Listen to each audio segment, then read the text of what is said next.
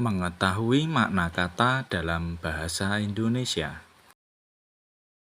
Mengetahui makna kata dapat membantu seseorang untuk memahami informasi atau maksud yang ingin disampaikan penulis atau pembicara.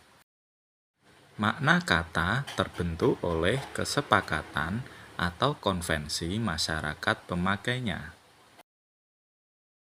Kesepakatan suatu masyarakat dalam menentukan makna kata tersebut kemudian dibukukan dalam sebuah kamus. Makna kata yang terdapat dalam kamus merupakan makna kata yang tidak dipengaruhi oleh konteks apapun. Namun, dalam praktiknya, kata yang digunakan untuk mengungkapkan perasaan dan pikiran tersebut mengalami pergeseran atau perubahan makna akibat pengaruh konteks dan situasi penggunaannya. Berikut ini adalah jenis-jenis makna kata. Yang pertama, makna leksikal, dan kedua, makna gramatikal, ketiga, makna denotatif, keempat, makna konotatif, kelima, makna referensial, dan yang terakhir, makna non-referensial. Makna leksikal adalah makna yang terkandung oleh suatu leksem atau kata sebelum mengalami perubahan bentuk. Makna leksikal sering pula disebut dengan makna kamus. Makna gramatikal yaitu makna yang timbul disebabkan oleh peristiwa gramatikal, yaitu berupa pengimbuhan, pengulangan, pemajemukan, dan pengkalimatan. Makna kontekstual disebut juga dengan makna gramatikal, karena pemaknaan kata disesuaikan dengan proses dan satuan gramatikal yang terjadi pada suatu kata.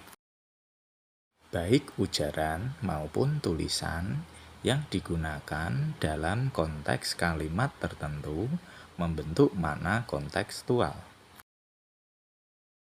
Makna denotatif yaitu makna penunjukan yang lugas pada suatu hal berdasarkan konvensi tertentu dan bersifat objektif. Makna denotatif terkandung dalam kata yang tidak mengalami perubahan dari makna asal atau makna sebenarnya. Makna konotatif adalah makna tambahan yang terdapat dalam makna denotatif. Makna konotatif bersifat konotasi, yaitu tautan pikiran, kesan, atau tanggapan yang menimbulkan nilai rasa sehingga memengaruhi makna kata yang digunakan. Makna referensial adalah makna yang mengacu pada suatu objek nyata atau situasi.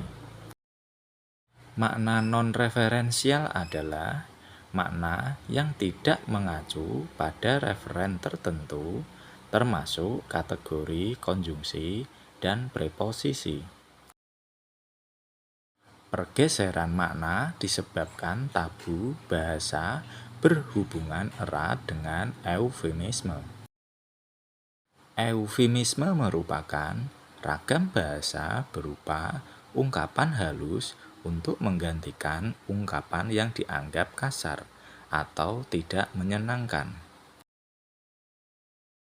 Berikut beberapa penyebab perubahan makna. Pertama, ciri dasar yang dimiliki oleh unsur internal bahasa. Kedua, adanya proses gramatikal. Ketiga, sifat genetik kata. Keempat, adanya spesifikasi ataupun spesialisasi.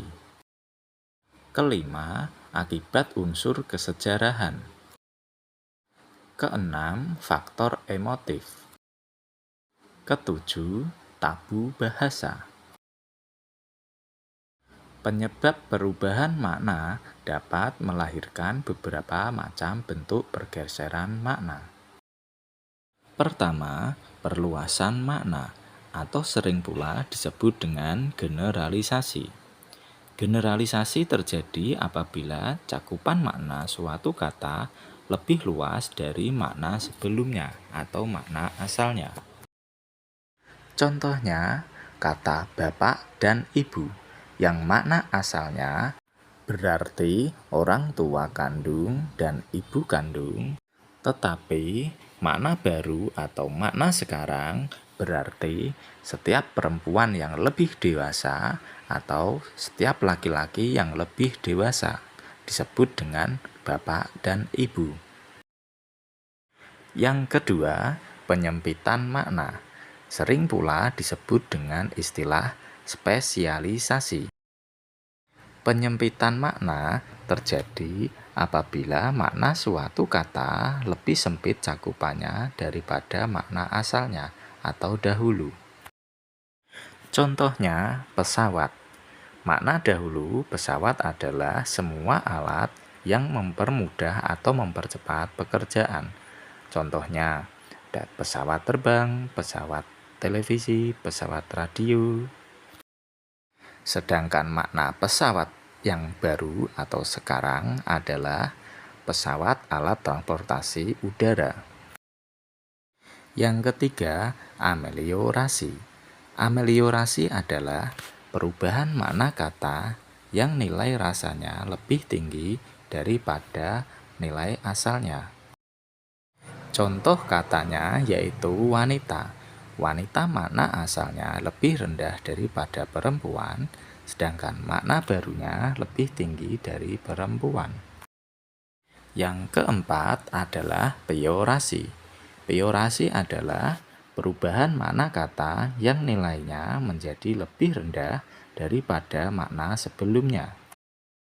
Contohnya, kata gerombolan.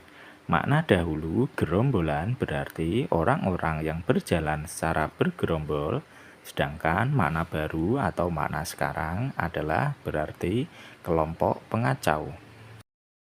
Kelima, sinestesia. Sinestesia adalah perubahan makna kata akibat pertukaran tanggapan antara dua indera yang berlainan. Contohnya yaitu kata-katanya sangat pedas. Makna asal pedas yaitu dari indera pengecap, tetapi makna baru indera pengecap berubah menjadi indera pendengaran. Yang keenam yaitu asosiasi. Asosiasi adalah perubahan makna kata yang terjadi karena persamaan sifat. Contohnya yaitu kata amplop dan buaya. Makna asal amplop yaitu wadah untuk memberi uang. Makna asal buaya yaitu binatang buas. Sedangkan makna baru sekarang adalah amplop berarti suap, buaya berarti orang jahat.